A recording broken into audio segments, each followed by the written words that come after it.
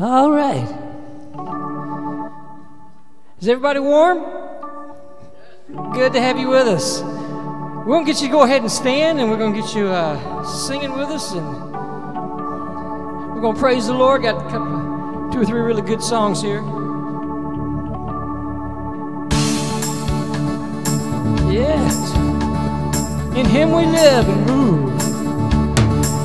In Him we live and move and have our being. In Him we live and move and have our being. In Him we live and move and have our being. In Him we live and move and have our being. Make a joyful noise, sing to the Lord, tell Him of your love, dance before Him. Make a joyful noise, sing to the Lord, tell Him of your love, hallelujah. In Him we live and move and have our being. In Him we live and move and have our being. In Him we live and move and have our being. In Him we live and move and have our being.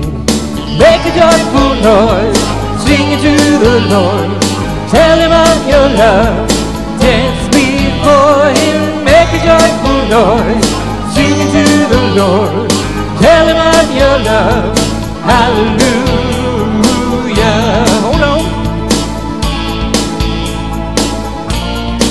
In Him we live and move. In Him we live and move and have our being. In Him we live and move and have our being. In Him we live and move and have our being. In Him we live and move and have our being.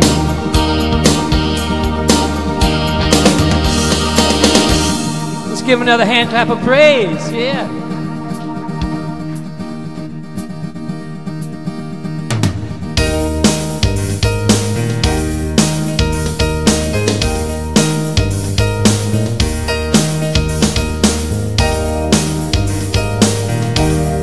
Holy, holy, holy. Praise Him, lift Him up. Holy, holy, holy. Holy, holy, holy. Holy is the Lord God Almighty. I know He's worthy to receive glory, worthy to receive honor, worthy to receive all our praise today. Let's sing all that again. Holy, holy. Holy, holy, holy. Holy, holy, holy. Holy is the Lord God Almighty. I know He's worthy to receive glory, worthy to receive honor, worthy to receive all our praise today. Praise Him, praise Him and lift Him up. Praise Him, exalt His name forever. Praise Him, praise Him and lift Him up. Praise Him,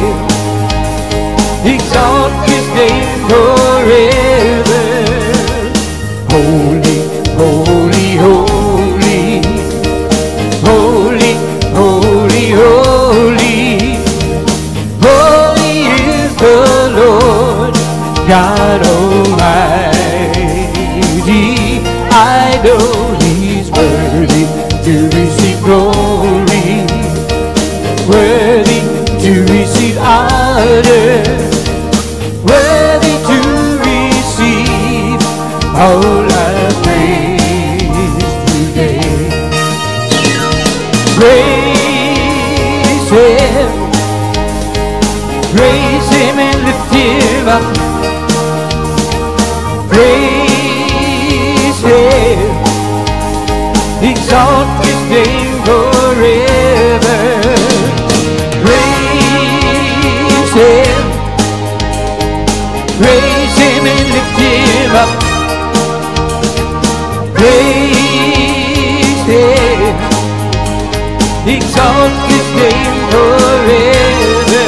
Holy, holy, holy, holy, holy, holy, holy, holy is the Lord God Almighty.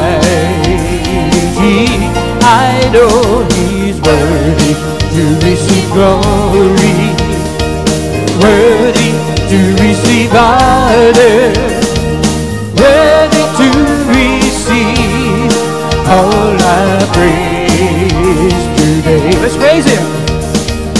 Praise Him, praise Him and lift Him up. Praise Him, exalt His name forever. Praise Him, praise Him and lift Him up. Praise Him, exalt His name forever.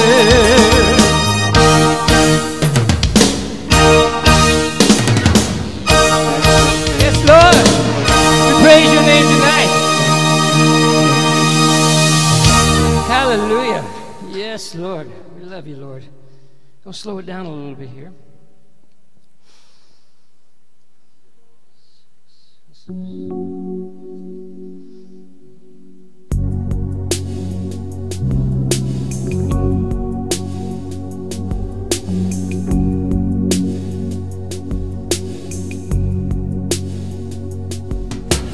This is my desire, to honor You, Lord, with all my heart I worship You.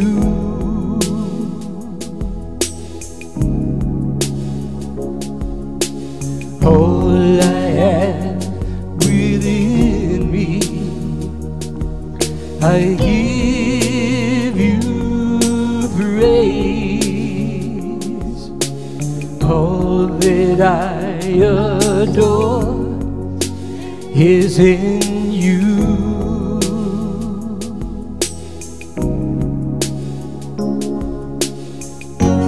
Lord, I give You my heart, I give You my soul.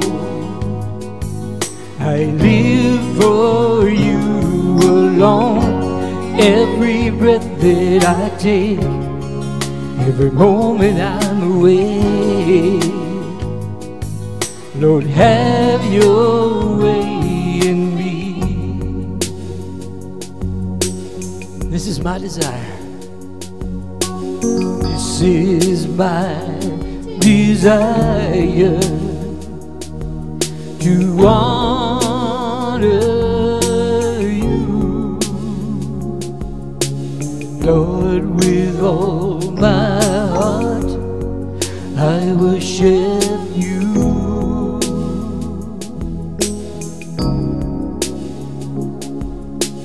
All I have within me, I give You praise. All that I adore is in You.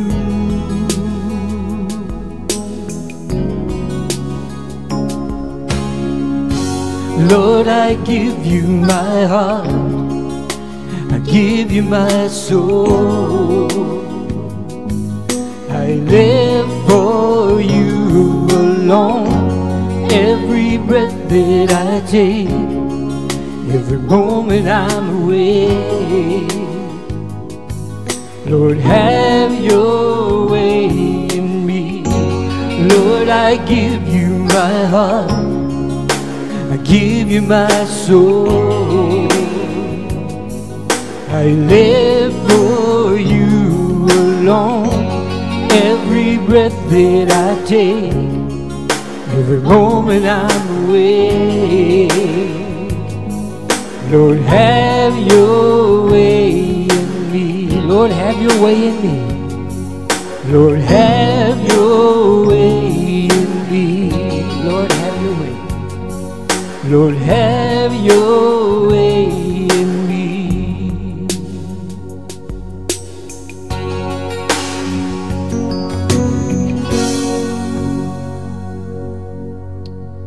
Yes, Lord, we worship you tonight. You may be seated. Wow, you are low-key tonight. You must be planning to be cold. I don't know. I'm telling you, it's warm in here now, isn't it? Yeah. Yeah, especially right up here.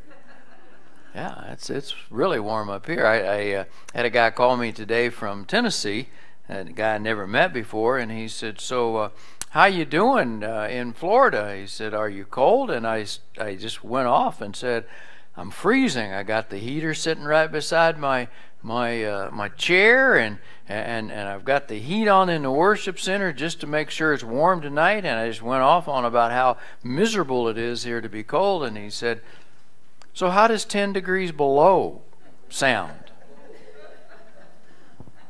I said, it sounds insane. I can't imagine anybody being dumb enough to live in a place like that.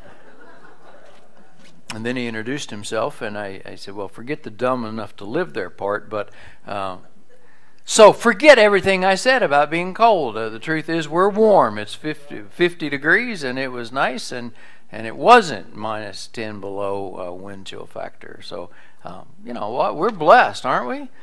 And not only are we blessed, the reality is, give us another 3 or 4 days, and it'll be just amazingly wonderful to live here in this place.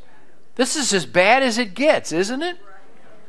Wow. When it gets down to 30 degrees and it's as bad as it gets, this is really good. All is good.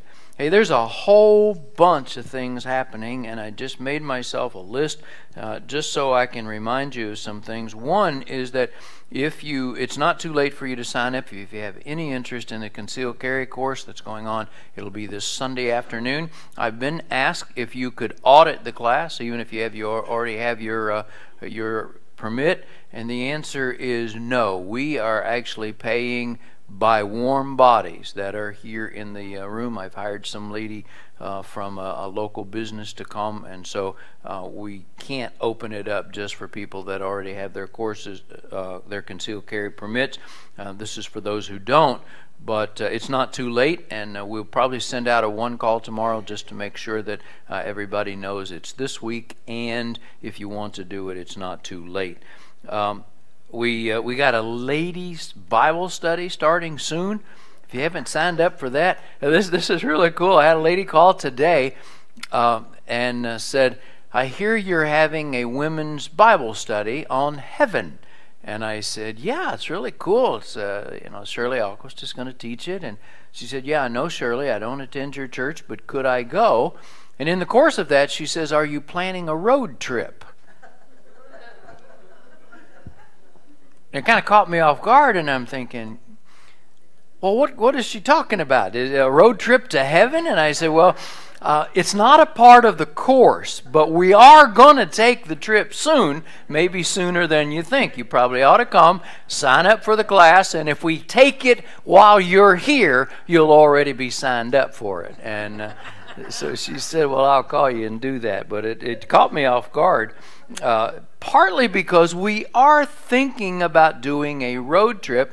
Several of our parishioners came back from Kentucky, a little place called Winchester, Kentucky, where the Ark has been reproduced, and it's a life-size version of the Noah's Ark, and came back and said, Pastor, you guys really ought to take a trip there. So we have put a sign-up sheet back there for any of you that might be interested. It's not a commitment. You don't have to firmly say yes or no. We haven't set the dates. It'll likely be in July or maybe early August. We want to make sure there's no snow on the ground up there. And but if you have any interest, check that out. It's not inexpensive, but the price that we have set for it will include everything. That's your food and your motels and your tickets and all that. If you have any interest, just kind of put your name on it, and we'll give you some information later as we go along. We probably need 20-25 people to make it feasible, but it could be a really, really cool trip. And in addition to that, nearby, about 15-20 miles away, is the Creation Museum, and so we will be visiting that and some other places. Driving through Kentucky, my home state, would be worth the price of the trip just to go, and thank God we don't live there anymore. So there are a lot of good reasons to do it. It'll be a fun trip. If you have any interest, put that up. There also is a sign-up sheet for a God Is Not Dead 3 movie. It's coming out soon. We've been given an opportunity to do an advance viewing of it. I guess you'd call it an opportunity. The only thing we have to do is rent the entire theater. But it's an advance viewing of it, and I think the reason that we have been invited to do that, along with other churches, it's not just us, but we've been invited to do that so that if you really believe that there's merit to it, you will then have an opportunity to invite your friends and neighbors and family to go see it when it actually opens in the theater. Just for the record, it's called A Light in Darkness. And how many of you saw God Is Not Dead 1, the first one? And how many of you saw God Is Not Dead 2, the second one? You'll remember at the end of the second one, just a little brief snippet right at the end, where the character, the pastor, was being arrested for teaching biblical principles that were viewed as racist and homophobic, and he was being arrested. Do you remember that scene right at the very end? This movie is the follow-up to that. He's been arrested for teaching and preaching things that the Bible declares to be true, but the culture says they're somehow offensive and unconstitutional. And the movie is built around that case of his arrest, and it looks to be a really, really good film. What we've noticed from the makers of most of these Pure Flix film is that they have been done extremely well. And so if you have interest, I need 50 in order to rent the theater. Looks like we're at about 29 so far, but it's a drop-dead number. We can't rent it for less than 50. So if you have any interest, I think it's going to be just the regular price of admission is what it will cost. But if you're interested, do that. There are also there's another sign-up sheet there, and again, this is just for your interest if you have it. In talking with the elders, I really believe that we are at a place where we would like to help a number of our church family who either do not already have wills, or who need to update a will, or who need some help with estate planning. And so we're looking at scheduling a Saturday morning seminar on wills and estate planning, and then making available an attorney who would help you individually if you have need or desire for that. Again, I don't know what the need for that is, but we just believe that it would be valuable to check and see if there are those of you who have need of it. If so, sign up. The price for the seminar itself is probably going to be $10. If in fact you have a private session with an attorney, it's whatever they charge. We're not trying to make any money on any of this. And I think that's about it for the moment. We are also planning, this sounds really kind of crude, but I don't mean it to come across that way. If any of you have at any time, either recently or maybe in the past, been a part of having to make funeral plans after the loss of a loved one, you'll understand that that is probably the absolute worst time ever to try to make those kind of plans. And so we're working with a company to help you make advance plans for what to do with your estate and what to do with those kind of things after you're gone. And it's not a part of the will and estate thing, it's just pre-planned funerals. You're not required to sign up with any particular company. We just believe that having that information, especially because we've been through it with families over the last 3 or 4 months, and realized that a lot of people could have eliminated a great deal of agony if you'd given some thought in advance to that. So there's not even a sign-up sheet for that yet. If you have any interest, you can talk to me about it or talk to somebody who's still living, and you know, that would be probably when you want to do this, so you can think about it. Anything I didn't announce or whatever that you want to ask about or talk about or whatever? All right, cool. There's a lot going on. As soon as it warms up, we're going to get really active around here. And tomorrow morning, our men are going to meet, even though it's cold. This building will be warm for them, and so come for that. Where has God been at work in your life that only God is at work? What's God doing that He and He alone gets all the credit for? Anybody? Is God at work in your life? No? Well, you know, Elijah said to the prophets of Baal, your God's probably been on vacation, but I just don't believe that our God's been on vacation. Is He not doing anything in your life that you want to give Him glory for? Anybody? Right here. Yeah, all right. So sorry. Go ahead. No, so go ahead. You had challenged us to fast a while ago. So I'd been doing that, and then I thought it was about time to wrap it up because it's a lot. And I happened to go to my doctor around when I was thinking about that, and we were talking about, among other things, cholesterol and all this. And so while I'm thinking about that, he says to me, and this is right in the week that I'm trying to decide whether to end the fast, he says, have you ever heard of this thing called intermittent fasting? Which is apparently this thing where you don't eat for 16 hours and then eat for 8. And I said, yeah, I've heard of fasting. And I took that as a...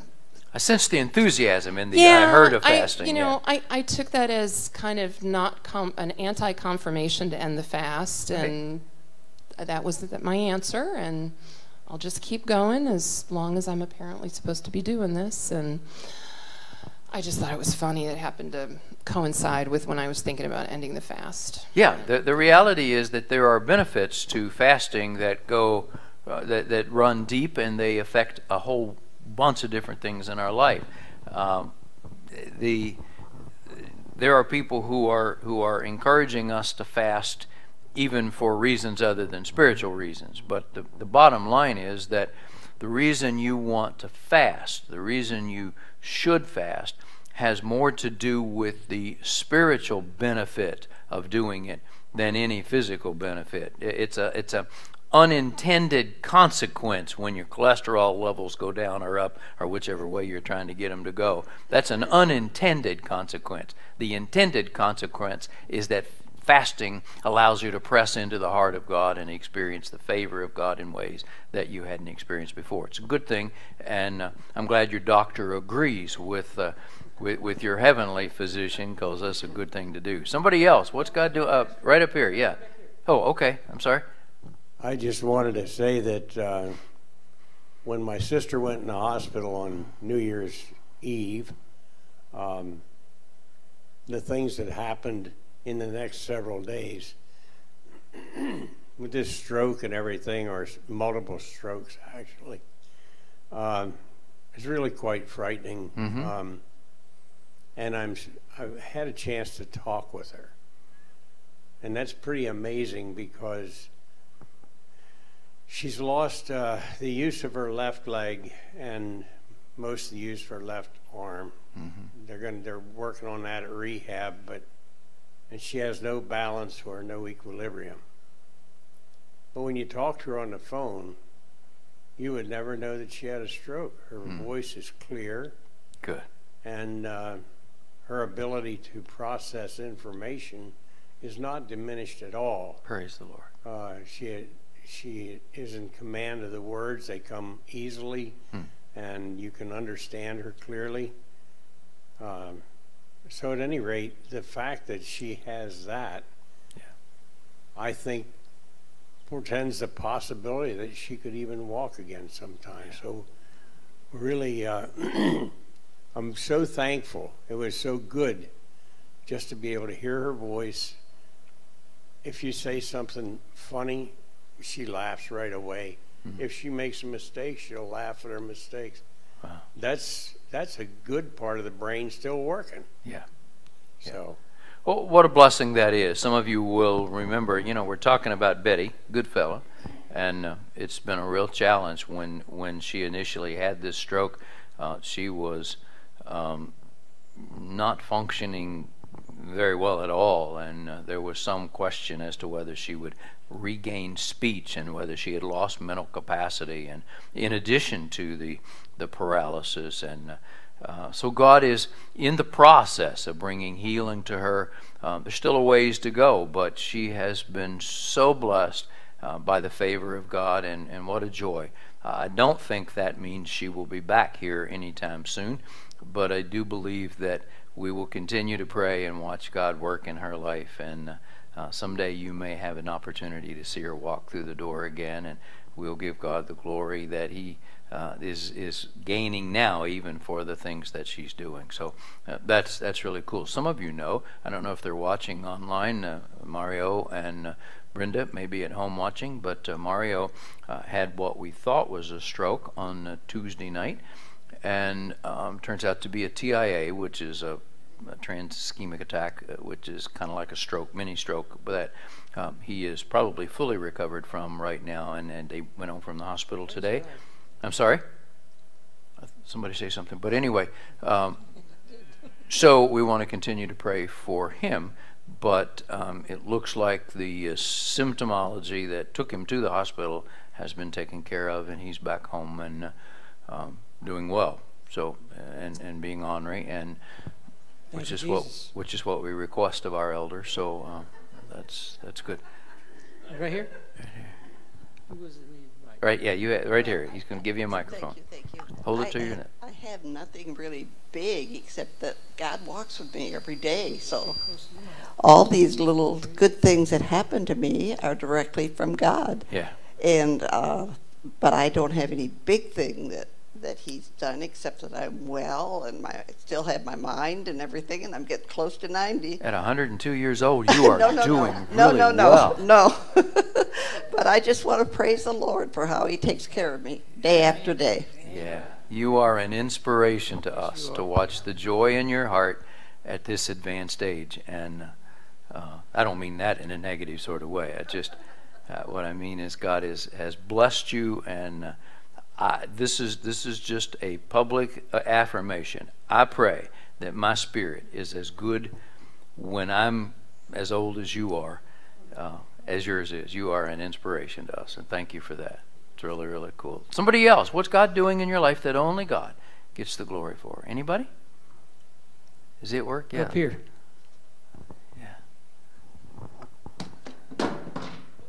There went my light.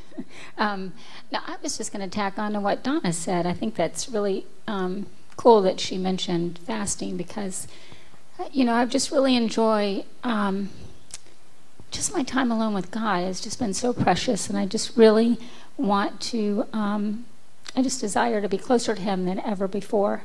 And so sitting at my desk today, I thought to myself, there's so many things that are going on, and I've just been praying to the Lord about, and I thought, this needs to be a fast. And so I opened up the drawer, and I had made little packets of the forms that you gave us when we were doing the church-wide fast. And so I pulled it out, and I don't know, I kind of felt it was a confirmation to hear Donna say that. So I thought that was Thank cool. you, Donna, and thank you, Leslie.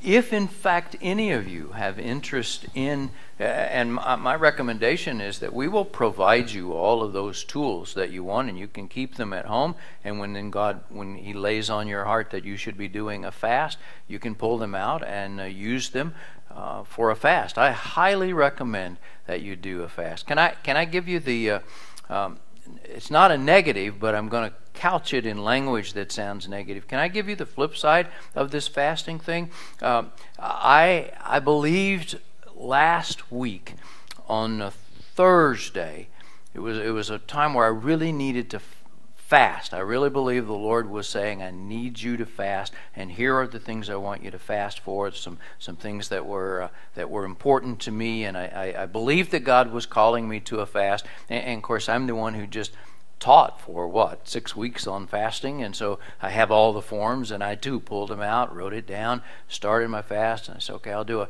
7-day fast. I don't know if you've ever had this happen, but 2 days into the fast, everything went completely south.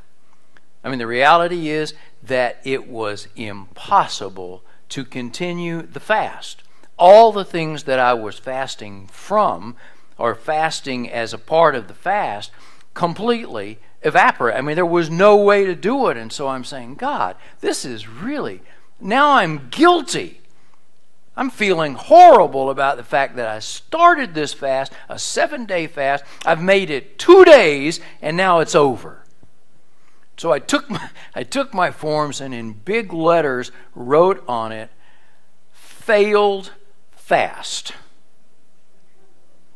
Now, I'm serious, okay? So what I'm saying is that the reason I think I'm telling you this is because there are times it doesn't turn out exactly like you thought it would. And so a day after I wrote my failed fast in huge letters on top of my packet, this is so cool. I was in my time alone with God. He just kind of whispered, I still love you. I said, well, thank you very much.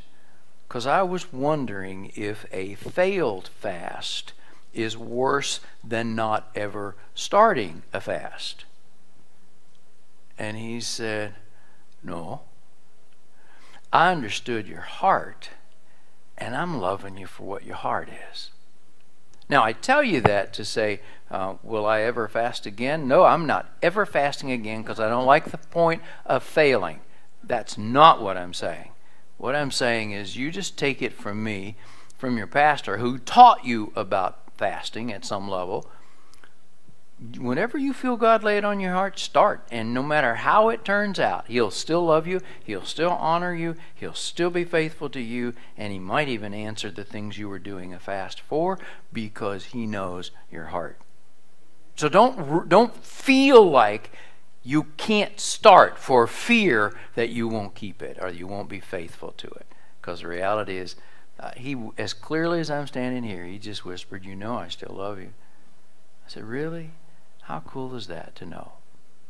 So it's encouraging to me. Anybody else? What's God doing in your life that only God gets the glory for? Anybody else? All right, where you been reading? What's God saying in His Word? What has God been saying to you in His Word? And it's God and it's His Word. Maybe a question you have anywhere in Scripture. What's going on in your mind, in your heart with regard to you and the Word? Anybody? What's God saying in His Word? Is there anybody?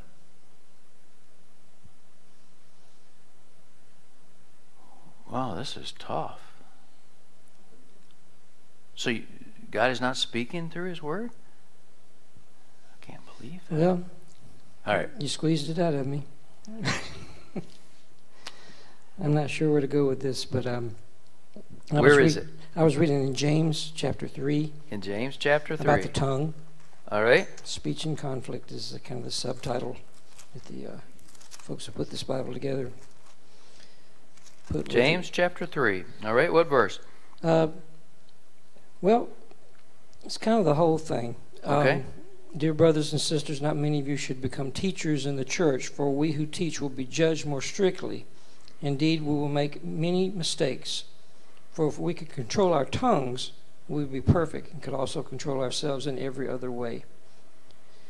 And then it goes to the examples of the large horse with the bit in his mouth, and the pilot of the ship with the rudder controls a giant vessel. And the tongue is a small thing that makes grand speeches. But a tiny spark can set a great forest on fire. And the tongue is a flame of fire. It is a whole world of wickedness, corrupting your entire body. It can set your whole life on fire, for it is set on fire by hell itself. People can tame all kinds of animals, birds, reptiles, and fish, but no one can tame the tongue. It is restless and evil, full of deadly poison. Sometimes it praises our Lord and Father, and sometimes it curses those who have been made in the image of God. And so blessing and cursing come pouring out of the same mouth. Surely, my brothers and sisters, this is not right. Does a spring of water bubble out with both fresh water and bitter water? Does a fig tree produce olives, or a grapevine produce figs? No, and you can't draw fresh water from a salty spring.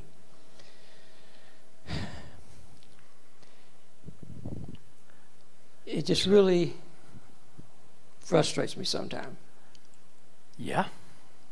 How easy it is to just let things come out. Mm-hmm.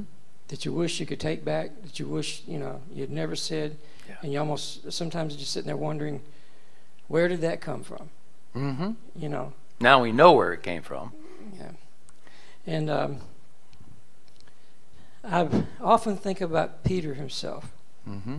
They said that Peter had quite the mouth on him. And you found that out when Christ was taken, away. Mm-hmm. And because he got pretty nasty when they tried to say you were with him. Mm-hmm. So I guess the thing that I'm wondering about is, how do we control that? How do we? Is there any way to just keep that from? Because sometimes it just happens, almost feels like by accident. Mm-hmm. You know how someone can get you talking, mm-hmm. And you never in the outset of the conversation meant to come out with anything negative, but they just pulled it right out of you. Yeah. Yeah. Not your fault. I often wonder how God looks at that. Well, you've opened up a can of worms. First of all, let me just say the simple explanation is duct tape. Peter could have used that. Yeah. In fact, I say that because what came to mind as you were reading that, one of my best friends in college was a guy that God had used to really make a huge difference in my life. He was a bit older than me and had been a blessing to me in ways that I just could never really could never repay him for.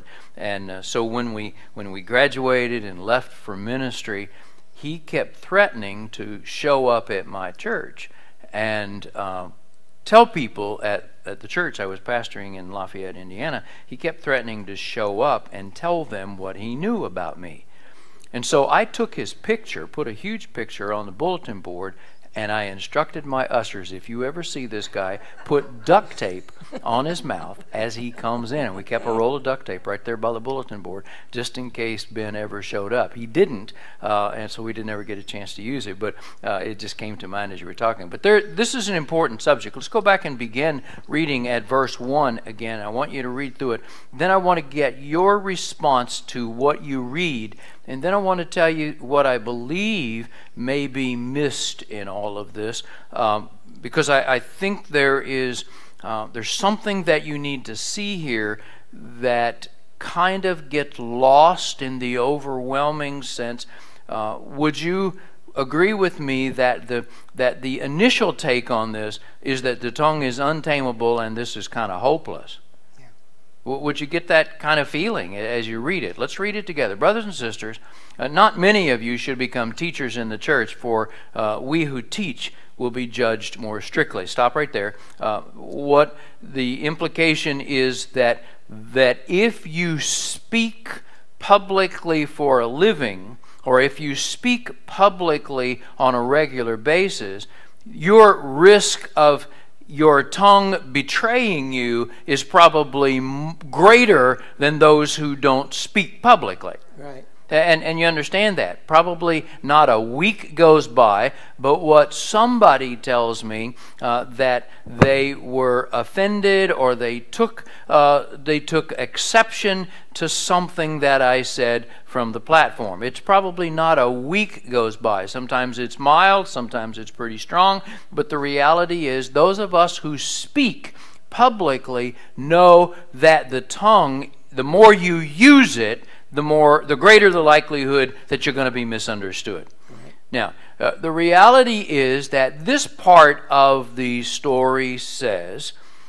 that the same kind of grace that you would like to experience when you speak is the same kind of grace that you should give others when they speak, right? Am I the only one who says, listen, don't always judge what I've said, judge my heart. Know what you believe I am and what I reflect, and judge me on the basis of my heart. If my heart's defective or if my heart's out of order, then you have a right to say something. Would you like people to do that back to you? You would like for them to understand your heart. You didn't really mean what they heard. You didn't really mean that. Is that fair? Yes. Okay, so brothers and sisters, not many of you should be teachers because it's going to be a struggle not to be misunderstood. The tongue is constantly going to be a nemesis for you as you go forward. So he's talking about that role, and then move on to verse 2, and he says this. In verse 2, indeed, not just teachers, but we all make many mistakes. For if we could control our tongue, we would be perfect and could also control ourselves in every other way. What's he saying? Is that one of the most difficult challenges we have is with the tongue. It's not with our attitudes, although we struggle maybe sometimes with bad attitudes. It's not with honesty or dishonesty. What he's actually saying is that if we could control this tongue thing, we probably would have a good shot at controlling some of the other stuff that struggle for us. So he's putting a level of concern over the tongue at the top of the food chain. This is really going to be a struggle for you. Would you agree that that's what he's saying? Oh, yes. Okay. If we could control our tongue, we probably could control some of the other things that really bother us. Meaning this is really a huge challenge. Verse 3. In fact, we can make a large horse go wherever we want it to by means of a small bit in its mouth. Verse 4. A small rudder makes a huge ship turn wherever the pilot chooses to go, even though the winds are strong. Verse 5. And in the same way, the tongue is a small thing that makes grand speeches, but a tiny spark can set a great forest on fire. Now, stop right there. You do realize that they just arrested someone for the fires that have spread through all of Southern California, destroying thousands and thousands of acres, home after home, and discovered that it wasn't a roaring flame that started it. It was just a small little spark. Just a little spark. When we were in Gatlinburg following the fires up there, and millions and millions and millions of dollars worth of homes that were destroyed, the fire began with 2 teenage boys playing with just a spark, trying to get a spark from some rock or something. It was just a little thing. So what he's actually saying is that if you want an idea of how serious this issue is, it just takes a small spark to start a huge fire. It just takes a small bit to turn an entire horse around. Therefore, your little tongue can be as devastating and as determinative as a bit or a fire or a rudder, those kind of things. In other words, we're dealing with something pretty serious here. Verse 6. Verse 6. The tongue is a small flame of fire. It is a whole world of wickedness corrupting your entire body. It can set your whole life on fire, for it is set on fire by hell itself. Verse 7. People can tame all kinds of animals, birds, reptiles, fish, except cats. No one can tame the tongue. It is restless and evil, full of deadly poison. Verse 9. Verse 9. Sometimes it praises our Lord and Father, and sometimes it curses those who've been made in the image of God. Stop right there. What that means is that sometimes you can come to church and sing all the praises, all the hymns, you sing all the stuff we sing. You can raise your hand, you can smile, hug people, and before you even get home, realize that your tongue has turned what was a really pleasant, wonderful, joyful time of praise into a really ugly thing. Am I the only one that has had that happen? Somebody pull out in front of you and you just think, or worse than that, you go out to eat after service on Sunday, and it takes forever, and then you realize they forgot your meal, and you know how hard it is to keep this thing under control and to have the same joy that you had when you were in church? Keep reading, verse 10. Keep reading. So blessing and cursing comes pouring out of the same mouth. Surely, my brothers and sisters, this is not right. Stop right there. Give me your reaction so far. This is really important, and I want you to see something that I think maybe is lost in this. What do you read in verses 1 through the first part of verse 10? What do you read that just jumps off of the page at you, and your takeaway is what? What is the takeaway from these first 9 verses, 9.5 verses? I'm sorry? Words matter. Absolutely words matter. That's evident here. Words matter. But it's bigger than that. What is the takeaway? What are your thoughts? What are your reactions? What do you feel? What do you think he's saying here? We have to control it. Okay, but he just said you can't. Do you not? And I'm only exaggerating this because I think you're right. We have to control it. But do you not get the feeling that what he's actually saying is that this thing is really small and that it's impossible to control? I'm getting the feeling that if you nip this in the bud, a lot of other things are going to work out for you. All right, good.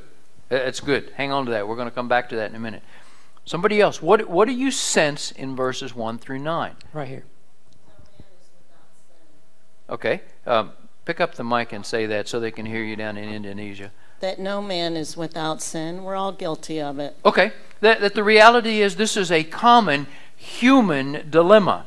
You're not unsaved because this is an issue. You're not wicked because it happens. This is a human condition. You're absolutely right.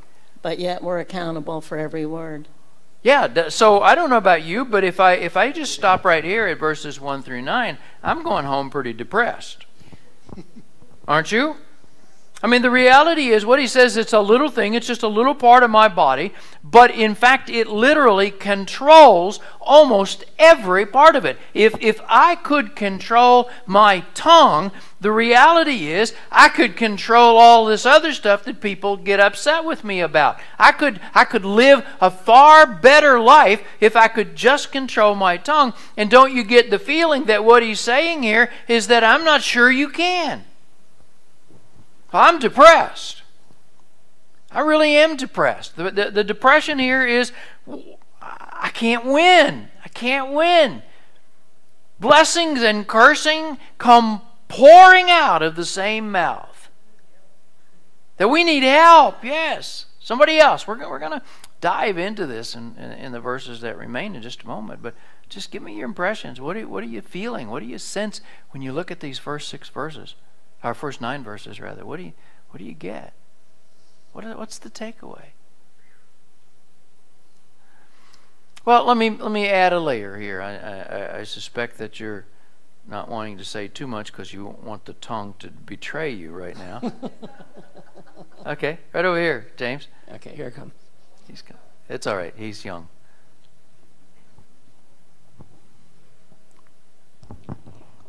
I see it that the tongue is actually my heart. Okay. And what comes in and out of the heart is uncontrollable at times. It just happens. And I see a reflection of the tongue and the heart. I think you're exactly right. Were you going to say something? You're handing it over? Yeah.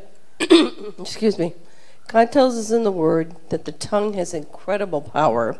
Mm-hmm. And there's life and death in the tongue. Mm-hmm. So what I have learned that when I speak, I need to be sure that I'm giving life and not death. Mm-hmm. Okay. My problem is that I don't know. It's not that I don't know that. My problem is that if you read these first 9 verses, I'm just pretty sure that I'm not ever going to succeed at doing this very well. Okay, here we go. The reality is you're beginning to grasp what he's saying. The tongue is simply a reflection of the heart. Right? And if the tongue is a reflection of the heart, it's not accurate to say the heart can't be changed. You see, the reality is that in these first verses of James chapter 3, the first 9 verses, what is happening is that the report is being given that my tongue is uncontrollable. Therefore, at some level, not only is it uncontrollable, but don't try to hold me accountable for it because it's bigger than me and I can't do anything about it. And so we blame things on the tongue that literally should not be blamed on the tongue. They have to be blamed on the heart. Now, the reason that's significant, have any of you, and listen, we're all in this together, so I'm not singling you out. I'm just asking you to acknowledge if this has ever happened. Have you ever said something that didn't turn out very well, and your defense of that is, well, you didn't take it right? Y'all misunderstood me. Have you ever done that? And what we're trying to say is, you know what? It was the tongue's fault because in reality, I meant something good, but when I meant it, what happened is it just came out wrong, so the tongue betrayed me. And so what I think James is trying to say here is, listen, wait a minute, you need to get beyond that. Look at this last part of verse 10. What he says is, brothers and sisters, this is not right. In other words, this doesn't have to be. Your tongue does not have to betray you. Your tongue does not have to destroy you. Is it powerful? You bet. Can it destroy people? Yes. Can it say things that you regret saying? Yes. But what he's saying is, listen, let's take ownership of it because the tongue only speaks what the heart feels. If that's not the case, then you really do have a problem. If your tongue is speaking something you don't think or feel, you need to have take advice they're giving Trump. You need to have a mental assessment. If we're saying things that we neither feel nor mean, if we're saying things, it's not that's a disconnect between the head and the heart. What James is saying, listen, look at verse 11. This is not right, my brothers. Keep reading. Does a spring of water bubble out both fresh water and bitter water? Well, answer the question. Does a spring of water bubble out both fresh water and bitter water? No. No. Is this not a picture of the fact he's saying, listen, you're blaming things on the tongue, but you need to understand if it's coming out of your mouth, it's coming out of the source. It's coming out of the heart. What you need to deal with is not the tongue. What you need to deal with is the heart. Because the tongue is not going to speak what the heart isn't saying. Is that true? Yep. Now, he's not saying, you could take away from this, let's look at verse 12, see if I'm missing something here in verse 12. Does a fig tree produce olives or a grapevine produce figs? No, you can't draw fresh water from a salty spring. What's he saying? If you're wise and understand God's way, prove it by living an honorable life, doing good works with the humility that comes from wisdom. Let's go back to the first 12 verses. Here, I believe, is what he's saying, and this is really, really important. What he's actually really, really saying here is that we have this sense that the tongue is driving this ship. But think about it. If the bit in the horse's mouth steers it the wrong way, who has his hands on the reins that controls the bit? That'd be the rider of the horse, wouldn't you say? Yes. So if the little bit, turns the big horse and it goes in the wrong direction, who is ultimately responsible for it? Is it the bit that's responsible? No, it's the guy who has his hands on the reins. Would you agree? Right. And if a little rudder turns an entire ship in the wrong direction, who gets the blame for it? Is it the rudder? No, it's the guy who has his hands on the stern, the whatever you call that thing, the wheel. The reality is that what he's actually saying here in these verses is you're putting the blame in the wrong place. It's not the tongue. And if you're consistently tripping over the thing that our tongue says, you and I need to understand this is a systemic problem that goes way deeper than the words that come out of your mouth. It goes to the very heart of your being. And that is controllable. That's transformable, isn't it? What he's actually saying is, let's stop making excuses by saying, you know what, words, they're easy come, easy go. These are the words that keep getting me in trouble. And I believe what he's actually saying is, listen, this is not about a bit. It's not about a rudder. It's not about a spring. It's about what is at the heart of the matter. Now, the good news here is, by the grace of the living Christ, the Holy Spirit can transform your heart. I love the way he gave it to Ezekiel. He said, I will take out your stony heart and I will replace it with a heart of flesh. I'll replace it with a soft, tender, gentle heart.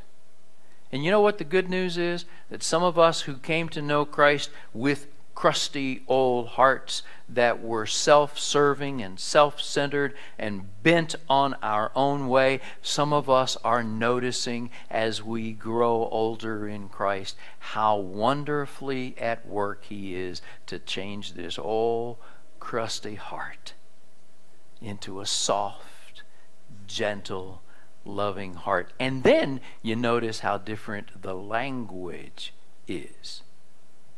Why? Not because you control the tongue, but because you controlled the heart that controls the tongue. Talk to me. What do you hear? What do you sense? Does this make any sense at all? And does it matter at all? It absolutely matters. It tells me that, the heart is where our focus has to be. And that comes from the more we absorb the Word of God, the more transformation takes place. Absolutely. Can I just add a little a caveat here to that? Back to the duct tape thing. Duct tape may keep you from saying words that are hurtful, but it won't keep you from experiencing the consequences of a heart that wanted to say it but didn't. Right. Does that make any sense? Well, I lost you. I just lost you somewhere along the way here. I'm sure that I did. But think about this. The reality is that the good news is that the bad news is not related to the tongue. The good news is that the bad news is related to a heart that can be transformed by the power of Christ. Thank you, Lord. And so I think what he's trying to say here is, you know what? Deal with the heart, and the tongue will not be your enemy. Some of us have experienced that. Some of you have experienced that. Have you ever wanted to say something really mean and just didn't say it? Have you ever wanted to say something really mean and didn't say it, and then notice how your entire demeanor changes even though you didn't say it?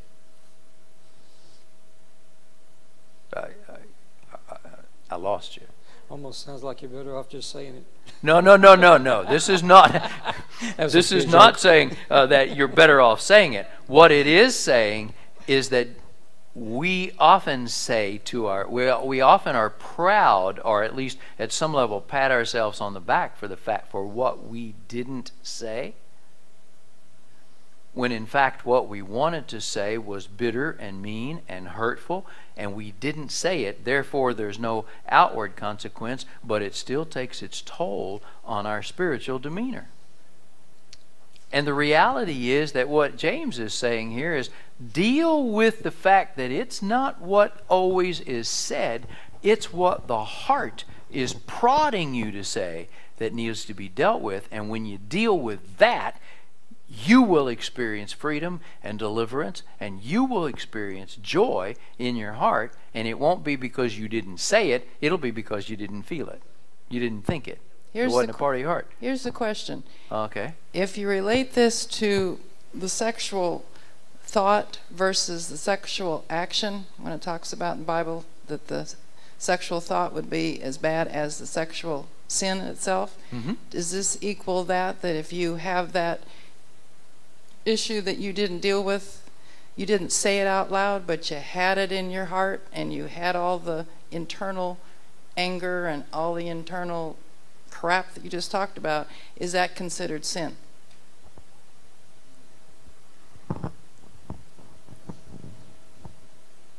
Yes. Well, think about this. He says that you can steal without ever taking anything. He says you can murder without ever taking anybody's life. He says you can commit adultery. Yeah, but what I'm saying is all three of these are the same thing. He's dealing with the fact that the issue is not whether you've stolen. The issue is not whether you murdered somebody. The issue is not whether you've been sexually unfaithful. The issue is, what is the heart doing? What's it saying? Is this not the same thing here? What he's saying is, don't you realize that you guys you're clear? We can steal without taking something. We can murder without killing somebody. We can commit adultery without ever having any action on it. Don't you realize that the tongue is the same kind of thing? It's coming from a heart issue. Undealt with, it's sin.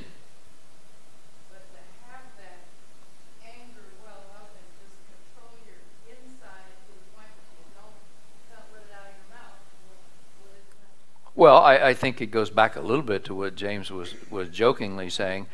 It really doesn't help a whole lot if it's in your heart, whether you say it or not. It'll just prevent you from having some consequences.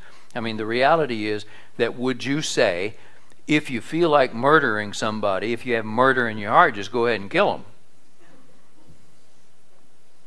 And the reason that you would say no is not because it's viewed differently before God. It's just because there are a whole lot more consequences if you kill somebody.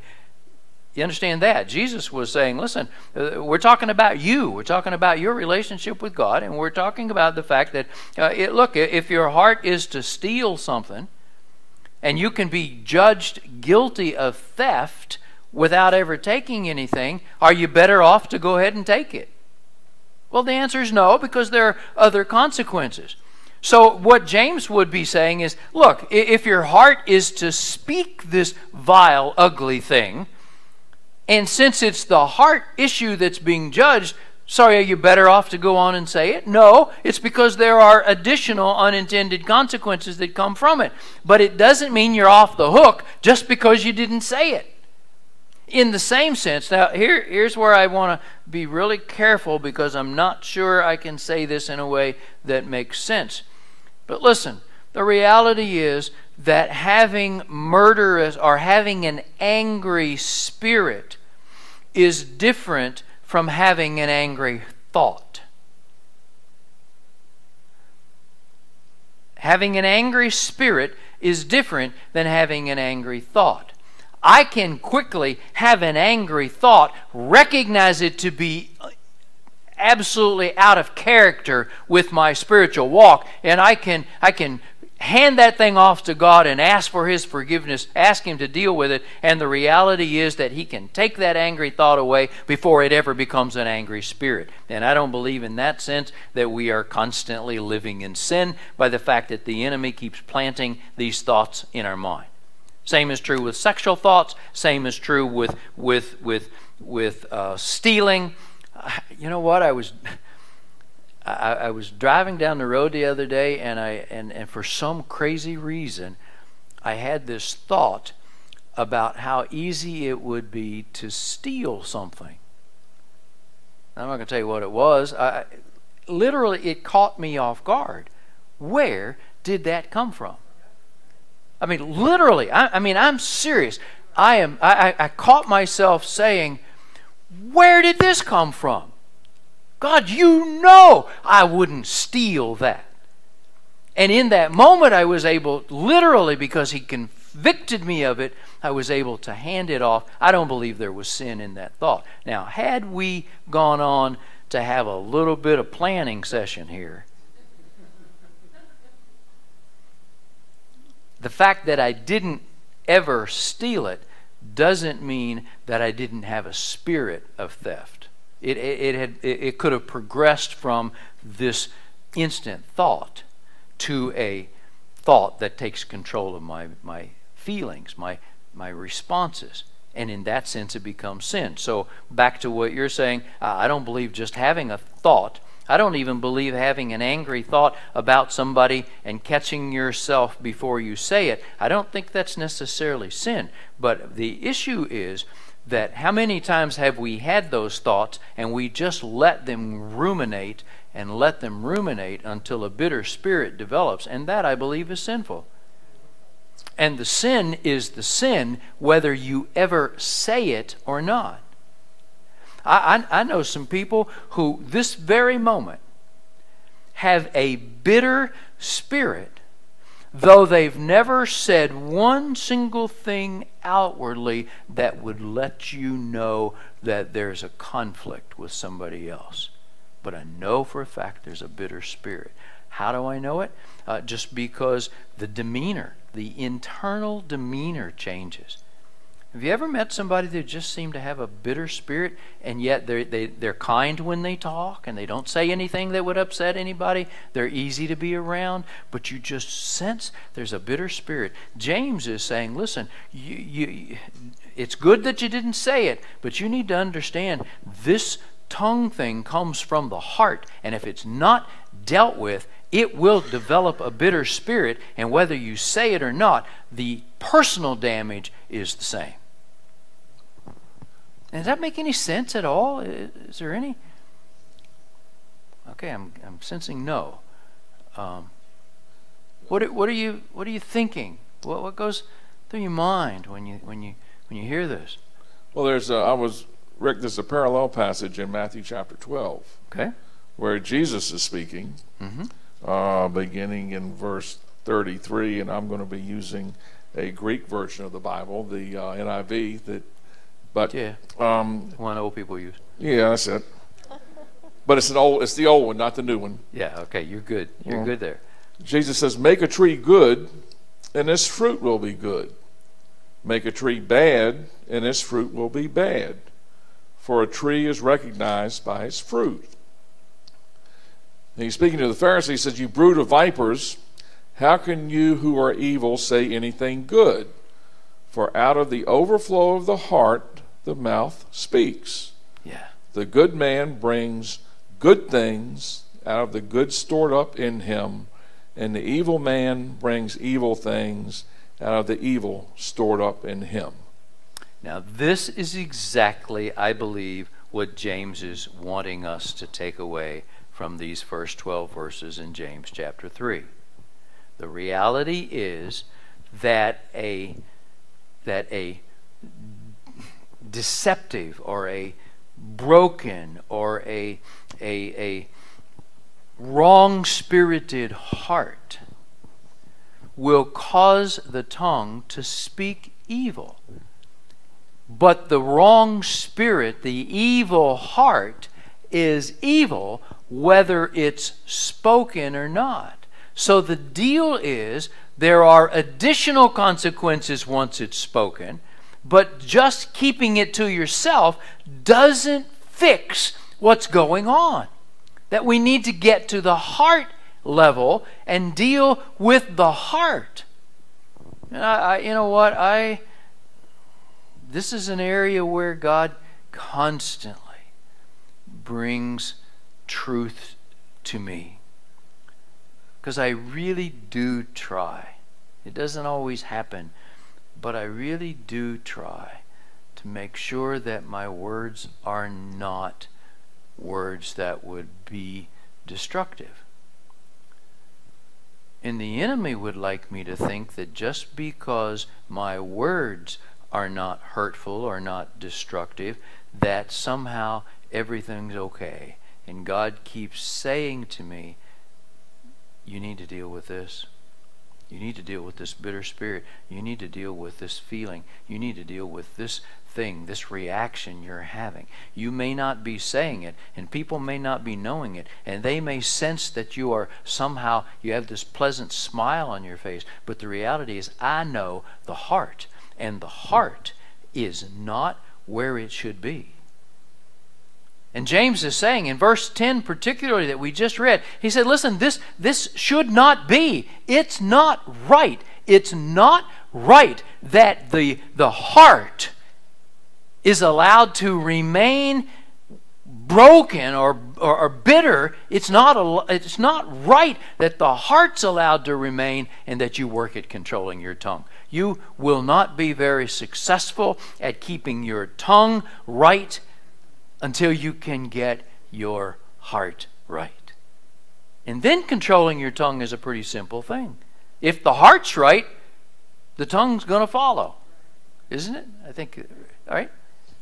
We don't know exactly what was going on in the church that James was addressing. No, we don't. But the truth is that, you know, the chapters and verses were added much later. Absolutely true. true. And so if we drop down into chapter 4, he gives kind of a summary there, I think, in chapter 4, like beginning at verse 6, or, yeah, the last part of verse 6. You could actually even begin at verse 1. Well, we could. I didn't know how much time you wanted to take. Oh, well, I got to fill up 15 minutes with something. Let's start here in verse 1, and then when I get down to the one you were going to highlight, you can stop me and highlight it. Keep the mic right there. Let's start at verse 1, James chapter 4. Now, remember what Nelson has said is very true, that the verse divisions and the chapter divisions were added later. That it's not always accurate to say, okay, when you leave chapter 3 and you get to chapter 4, he's talking about a different subject. It's not always accurate to say that. They're helpful and it makes it easier to read, but the truth is that my suspicions are chapter 4 is simply another reaction to what he's been saying in chapter 3. And in chapter 3, just to summarize, what he's saying is that, listen, you guys are aware of the fact that this tongue can be a really huge, have a huge effect on your life. But the reality is the tongue only speaks what the heart knows. The tongue only speaks what the heart's doing. The tongue only responds. It may seem like it's making control and that your mouth's getting you in trouble, but it's not your mouth that's getting you in trouble. It's your heart that's controlling your mouth that's getting you in trouble. So when he gets to chapter 4, notice what he's saying. And so what's causing all the quarrels and the fights among you? Don't they come from your tongue? No, that's not what he says. The quarrel doesn't come because you keep saying mean things to somebody. The quarrel doesn't come because you keep saying hurtful things. The quarrel comes because down deep inside there's evil desires at war within you. Not between you and somebody else, but between you and you. That's where this comes from. The quarrels and the fights. Put this in the terminology of chapter 3. He's saying you're blaming the tongue for all the quarrels and the fights. But don't you understand? This is not right. It's not coming from the tongue. It's coming from a desire that's at war within your heart. Verse 2. Verse 2. You want what you don't have, so you scheme and kill to get it. You're jealous of what others have, but you don't get it, so you fight, wage war to take it away from them. Yet you don't have what you want because you don't ask God for it. Stop right there. Notice what he's saying. He's saying that if you look at the surface, if you look at the external, you'll discover that we are scheming and killing to get things. We're jealous of what others have, therefore we have conflict with other people that boils out of this jealousy. And we fight and we wage war to get what we want. Yet what you don't realize is that this comes, verse 1, from the desires that are at war within you. It's not from what other people have, or it's not from what you are trying to get from them. It's coming from the war that's being waged in your own heart.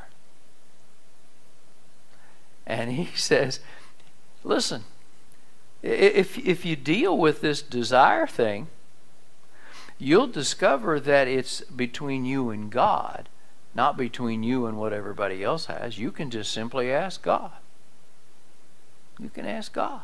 Verse 3. Verse 3. And even when you ask, you don't get it because your motives are all wrong. You want only what will give you pleasure. Stop right there. Verse 3. What are the two things he calls out here? He says you don't get it. Why? Because your tongue has betrayed you? No, because your heart, your motives are wrong. And your motives are simply a reflection of this war that's going on within you between your desire for pleasure and God's will. Verse 4. Verse 4. You adulterers, don't you realize that friendship with the world makes you an enemy with God? Now listen, stop right there. You know for a fact he is not accusing them of literally committing adultery. You know that, right? He's calling them adulterers not because they've been committing adultery, literally committing adultery, but because there is a war going on in their hearts between their own personal desires and between the will of God for them. And he says, you are an adulterer because you are professing you want God's will, but what you really want is your own. You are an idolater, which makes you an adulterer. Don't you realize that friendship with the world makes you an enemy of God? I say it again. If you want to be a friend of the world, you make yourself an enemy of God. Again, he's not talking about outward quarrels. He's not talking about outward adultery. He's talking about the war that's going on within your own heart. Back to chapter 3, the whole tongue issue is a reflection of the war that's going on within your own heart. So you don't fix it by stopping the tongue from speaking. You fix it by confessing the struggle within your own heart to be pure and holy before God. Verse 5. Stop me when we get where you were. What do you think the scriptures mean when they say that the Spirit God has placed within us is filled with envy? What do you think the scriptures mean when they say that the Spirit God has placed within us is filled with envy? I don't know about you, but that's a conflict for me right there. Verse 6. Verse 6. But he gives us even more grace to stand against such evil desires. As the scripture said, God opposes the proud, but he gives favor, but favors the humble. Stop right there. What's he saying? He's saying, listen, the reality is God did not make you evil. God did not place an evil spirit within you. The spirit of the flesh, God gave you and I the freedom to choose who would rule our heart. And we, on too many occasions, surrender that authority to the enemy. God placed within us the freedom to choose. So when he says in verse 5, go back to verse 5, God placed this spirit in our heart that's evil, verse 5. God, say that the Spirit God has placed within us is filled with evil. He's not talking about the fact that God made you evil. He's talking about the fact that God placed within you a spirit to choose whom you would serve. God placed that there. You know it. God gave you the freedom to choose, did he not? And the reality is he placed within you that spirit that we have given over to envy. We've given it to envy. Verse 5, verse 6 now. Look at verse 6 again. In verse 6, he gives us more grace to stand against that evil desire. What does it mean to give us grace to stand against the evil desire? What it really means is that God will allow you to completely conquer that spirit within you that is causing us to be at war with God. Now, if this is a part of the extended conversation he was having in chapter 3, what he's saying is, it's not right for you to allow out of your heart to come the things you say that are wrong, those things that are hurtful. It's not right. If you understood it, that you're doing it because you have given over your spirit or your heart to an evil, envious spirit, but God is willing to let you fix that heart, give you grace to conquer those evil desires, and your impure heart can become pure by His Spirit. Yes. That ought to be encouraging, shouldn't it? Yes. So instead of walking away from chapter 3 saying, you know what, this tongue thing is just impossible to deal with. And James will say, you know what, if you're just talking about trying to deal with the tongue, as long as the heart is evil, you are absolutely correct. You cannot stop the tongue from reflecting a heart that is broken before God. But if you're willing, His grace will change this bitter heart into a pure and holy heart, and then the tongue is controlled. Not by you putting duct tape over your mouth, but by having a heart that's changed. You know what I think is really true for a lot of us?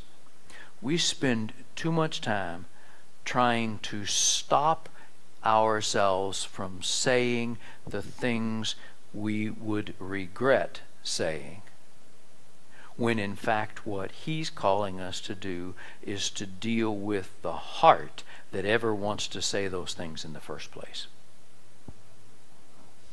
And it appears that pride is really at the root of all this controversy that they were experiencing. Absolutely. The pride heart puts down people, criticizes people, pronounces judgments on people. But verse 7 says, submit to God, resist the devil, and he'll flee. Draw near to God, and He will draw near to you. And this is really what I was after, is these next words here. Cleanse your hands, you sinners. Purify your hearts, you double-minded. Yeah. And that really is this is the the heart crux of the matter. And again, let's make sure that the connection between this and the tongue is not lost here. He didn't stop talking about the tongue and start talking about the heart. This is one big illustration. And the thing about it that is so important to recognize is that if we're not careful, we will do what we almost did as we started talking about it. You read these first 12 verses of chapter 3 and you walk away saying, wow, if I could just get my tongue under control, if I could just stop saying mean things, if I could just stop saying hurtful things, if I could just stop saying critical things, if I could just stop saying the gossip, if I could somehow, and again, I know it was intended kind of as a joke, but for lack of a better term, if I could just put some duct tape over my mouth so I didn't say the wrong things, life would be a whole lot better. And when he gets down to the end of chapter to the end of chapter 3 on into chapter 4, he's saying, you know what? You may be a little bit better in the sense that you won't have as many external enemies, but your heart will be no better just because you didn't say it. The issue is not what you've said. It's not controlling your tongue. It's recognizing that your heart needs to be pure. Wash your hands, sinners. Purify your hearts. Purify your hearts. For your loyalty is divided between this envious spirit that he talked about and the Spirit of God. And y'all blaming it on your tongue that you just need to stop saying some things? No, stop that. What you need to do is to come before God and have Him transform your heart. Now, I'm going to tell you right now that this is not as easily said or easily done as it is said. And I'm going to tell you right now that I believe that more of us need to be taking this seriously than we do. When your safety valve is that you didn't say that mean thing that you wanted to say, and you feel good about the fact that you didn't say it, you've missed the point. The point is, let God deal with the heart that caused you to want to say it in the first place. That's important, isn't it? That's important, and it applies to every single one of us. I believe that we are more inclined to try to stop saying things than we are to deal with the thing that caused us to want to say it in the first place. And to know that God resists the proud, that's scary, isn't it? It is scary. God resists the proud but gives grace to the humble. Let's just dwell on that for a moment. What that means is that the only people who will be happy that you didn't say something are the people you were going to say it to or about. That God doesn't give you His attaboy for not saying it. God resists the heart that wanted to say it to start with. Maybe you have heard this before, and sometimes we take the approval of people as if God's approval was the default place. And I'm going to tell you, there are times when God is saying, nobody else may even know, because you didn't say what you felt. Nobody else knows, but I know, and I want you to know that I resist that proud spirit. This is big, folks. This is big. It's huge. It's huge. Let's go back to let's go back to, can you find the Matthew passage that Wayne mentioned just a moment ago? Let's read that, and we'll read James 3, we'll read James 4, and we'll be done. But the passage was Matthew chapter 12. I believe it's verse 33 is what he was reading. Maybe verse 32, 34. Matthew chapter 12. Let's read. If I could just interject a thought, Pastor. You could. Before James was ever born, the psalmist in Psalm 19:14 gave us a prayer that will help us. Okay. May the words of my mouth, meditation of my heart, be acceptable in thy sight, O Lord, my God and my Redeemer. Let the words of my mouth and the meditation of my heart be acceptable to you. That kind of encompasses James chapter 3 and James chapter 4 and Matthew chapter 12. A tree is identified by its fruit. If a tree is good, its fruit will be good. If a tree is bad, its fruit will be bad. Go to James chapter 3 verse 1, would you please? She's almost there. She got the big cast off, but now she's still got the little one, so she's not quite as fast as she will be in a couple of weeks. So, dear brothers and sisters, not many of you should become teachers. Let's go past that to verse 2. In verse 2, we make many mistakes. If we could control our tongue, we'd be perfect. And could also control ourselves in every other way. Stop right there. What's he saying? He's saying if you could control the tongue, you'd be perfect and you could control yourself. Why? Because the control of the tongue is in the control of the heart. You'd be perfect. If you could control this heart thing, then your tongue would be controlled, and you'd also be controlling a whole lot of other things. Verse 3. Verse 3. Verse 3. We can make a large horse go wherever we want by means of a small bit in its mouth. Stop right there. The bit is not what makes it go. It's the guy who has his hands on the reins. And in this case, that's your heart. Verse 4. Small rudder makes a huge ship turn wherever the pilot chooses it to go. Notice that. It's not the rudder, it's the pilot who chooses. Even though the winds are strong, the pilot chooses where it goes. The pilot, in this case, is your heart. Verse 5. In the same way, the tongue is a small thing that makes grand speeches, but a tiny spark can set a great forest on fire. It's not the fire, it's the spark. Keep going, verse 6. The tongue is a flame. A whole world of wickedness corrupting your entire body. It can set your whole life on fire, for it is set on fire by hell itself. People can tame all kinds of things, animals, birds, reptiles, and fish, but no one can tame the tongue. It's restless, evil, and full of deadly poison. Stop right there. If you just read that part, the reality is this is hopeless. Verse 9. Sometimes it praises our Father, Lord and Father, Sometimes it curses those who've been made in the image of God. Verse 10. So blessing and curse come pouring out of the same mouth. Surely, brothers and sisters, that's not right. It's not acceptable. It doesn't have to be this way. It's not intended to be this way. Spring of water to bubble out of both fresh water and bitter water? Not a chance. A fig tree produce olives or grapevine produce figs? No one can. You can't draw fresh water from a salty spring. So your tongue is drawing from your heart.